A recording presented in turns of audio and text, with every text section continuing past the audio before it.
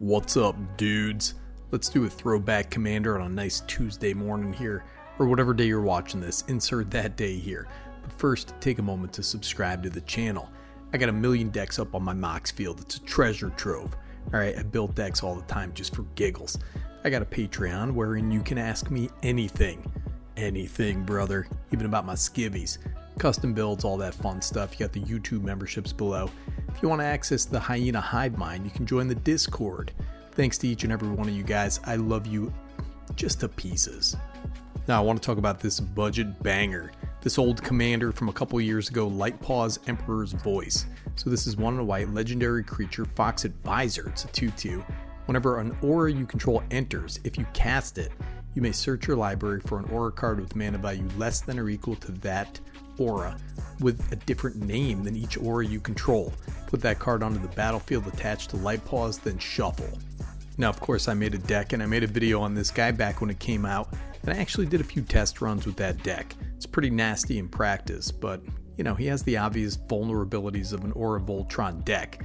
It's still, even after a couple years, about $80 to build in total. Now, what got me thinking about this guy was a new card called Tempest Technique, which is 3 and a white for an enchantment, aura, has Storm, enchant creature you control. Enchanted creature gets +1/+1 for each enchantment you control. So this is a mono white card. It's a dope card. Even if you get 2 copies of this thing, it becomes a 4/4 effect. +4/+4 puts 2 enchantments out there on the battlefield. It's pretty rad. It's also a sweet spot in the curve for this deck. 4 mana is right where some key enchantments sit in this deck. Alright, let's talk about this deck, man. One of the vulnerabilities of an aura deck is that 3 or 4 for 1 effect when your aura'd up creature gets murked by a Swords to Plowshares. It's gonna happen, man. Imagine it. Your guy's all suited up, ready to slap in, then gets bopped by a 1 mana spell and you're down 4 cards. To mitigate that, you do a couple things, but the number one thing is to rebuild. You need a solid draw engine so you can easily rebuild all those auras. Now, one of the key enchantments in this deck that I talked about a whole bunch is Sage's Revery. 3 and a white for an enchantment aura, enchant creature. When it enters, draw a card for each aura you control that's attached to a creature. Enchanted creature gets +1/+1 for each aura you control that's attached to a creature. It's a pretty solid pump, but I'm also usually drawing about 4 cards off of this. Gotta refill that hand, man. The ETB triggers go off at the same time, so both Light-Paws tutor ability and Sage's Reverie ETB effect. So you stack them so you resolve Light-Paws first, then get an extra card. I think that's the way it works, man. Obviously, I am no judge, I'll tell you that. Now you also want some solid recursion in this deck. Enchantment recursion is kind of rare, but it's definitely out there. How about Retether? 3 and a white for a sorcery. Return each aura card from your graveyard to the battlefield. Only creatures can be enchanted this way. Very specific. It's uniquely useful on a Light-Paws deck. You also have Open the Vaults, which is 4 white for a sorcery. Return all artifact and enchantment cards from all graveyards to the battlefield under their owner's control. It's opening the Vaults of Doom, brother. This is symmetrical, so it can be some benefit to your opponents as well. Although this is a neat card, man. It's an instant rebuild option in a Light-Paws deck. I mean, it is a sorcery, but you're instantly rebuilt. Light-Paws is 2 mana, 2 man, so you likely get another bite at the apple at 2 mana. Now, another big asymmetrical effect is Brilliant Restoration. 7 mana, 4 of it's got to be white for a sorcery. Return all artifact and enchantment cards from your graveyard to the battlefield. 7 mana, you know, it's heavy white, but this card was custom built for Light-Paws. We've also got a human recursion machine hiding out with the skull of a giant bald fella, the Nomad Mythmaker. So this guy's 2 and a white, it's a 2/2, human nomad cleric. Has white tap, put target aura card from a graveyard onto the battlefield under your control attached to a creature you control. Really neat card. It is a little pricey though, about $5. It's got this other version where the bald guy is reading his OnlyFans bill to a group of astonished onlookers. You spent how much on OnlyFans, dude? That's nuts. They're just amazed at this guy's depravity. Now, we do want to be drawing cards. Of course, we have Mesa Enchantress.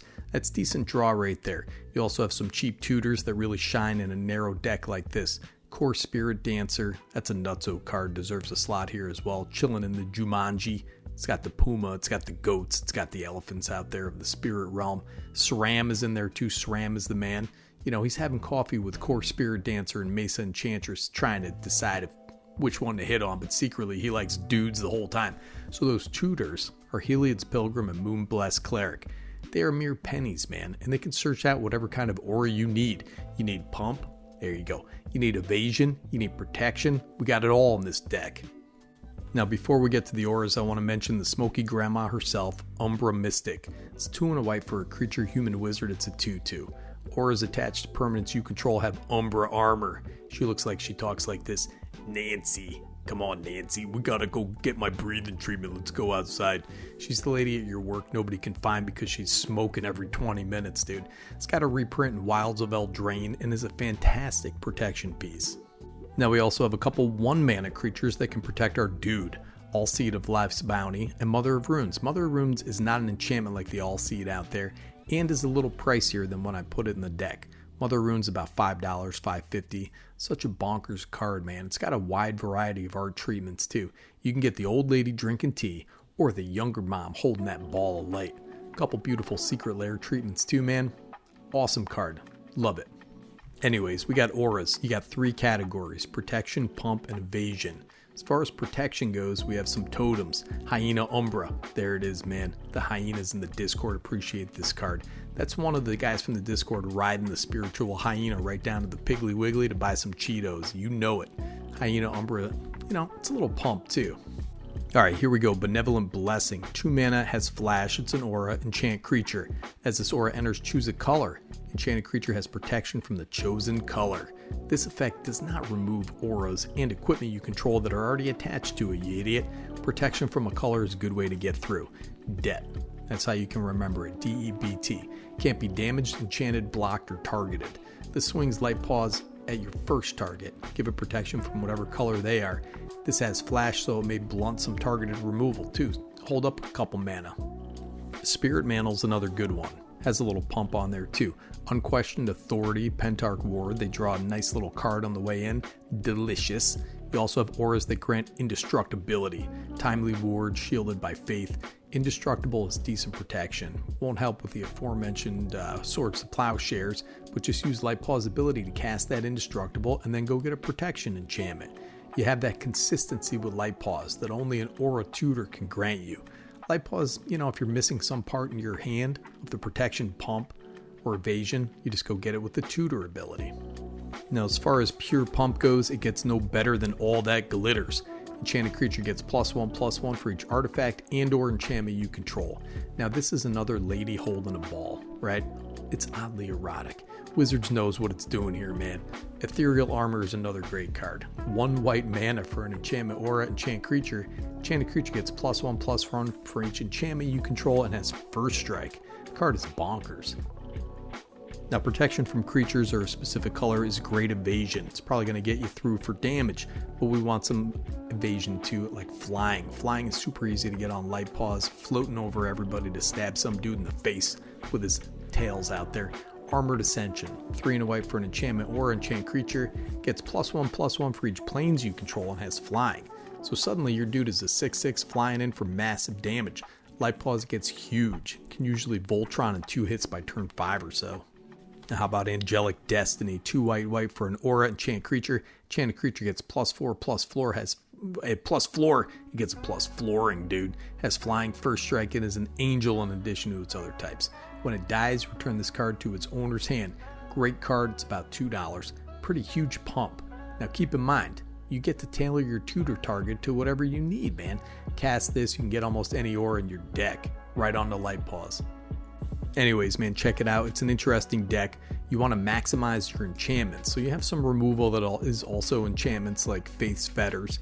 When this aura enters, you gain 4 life. Enchanted permanent can't attack or block, and its activated abilities can't be activated unless they're mana abilities.